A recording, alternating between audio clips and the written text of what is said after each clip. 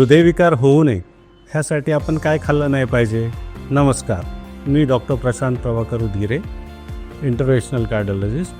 हृदयविकार किंवा हृदयरोग होऊ नये ह्यासाठी आपण आपल्या जीवनामध्ये वाहतुकीचा जो सिग्नल जसा पाळतो तसा आपण खाण्यामध्ये रेड सिग्नल पाळला पाहिजे. रेड सिग्नल म्हणजे सॅच्युरेटेड फॅटी ॲसिड्स तसेच रेड मीट हे आपण अवॉइड केलं पाहिजे.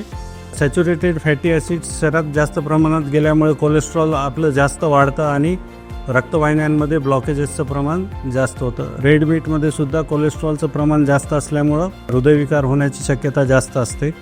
तसेच आपल्या धकाधकीच्या जीवनात आपण खाण्यामध्ये दुर्लक्ष केल्यामुळे आपल्याला जंक फूडची जास्त सवय लागलेली आहे. जंक फूड्स किंवा प्रोसेस्ड फूड्स यामध्ये आपल्याला ऑक्सिडंट स्ट्रेस जास्त वाढतो. फ्री रॅडिकल्स जास्त तयार झाल्यामुळे तुमच्या शरीरामध्ये इन्फ्लमेशन जास्त तयार होतं आणि ब्लॉकेजेस व्हायची शक्यता जास्त वाढते.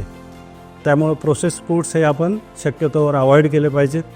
अदर जंक फूड्स म्हणजे पिझ्झा, बर्गर किंवा डेअरी प्रॉडक्ट्स ह्यामुळं सुद्धा आपलं कोलेस्ट्रॉल जास्त प्रमाणात वाढतं आणि आपल्याला हृदयरोग होण्याची शक्यता जास्त होते.